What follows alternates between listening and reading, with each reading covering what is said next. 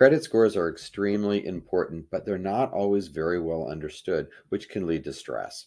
So we're going to start at posting a series of videos that just goes over some useful information regarding credit scores to make the home buying process a little more comfortable. Today's video is going to focus on just some few background items or fundamentals of your FICO credit score. Welcome to Keeping Mortgages Real, where we provide clear mortgage information so you can make better financial decisions. If you're looking for a pre-approval in Maryland, Virginia, or DC, reach out to us. We're at 3easysteps.me, just like it sounds, 3easysteps.me. Okay, so today we're going to go over some basics about what our credit score is. And first is you'll hear the term FICO score.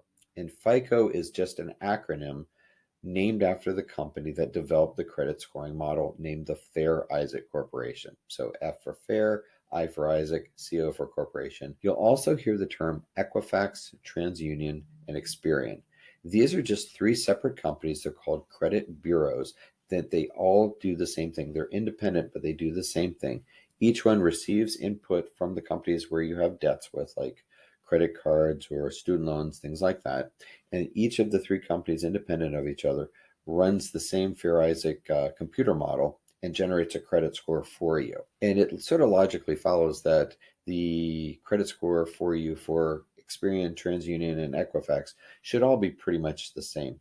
Of note, if you do have a credit score for one of the bureaus that's different than the other two bureaus, it's something to look into a little bit and understand better, but we'll cover that in a later video. I just wanted you familiar with what those three companies do. The credit score is basically the computer model's attempt to predict the likelihood that someone will pay their bills.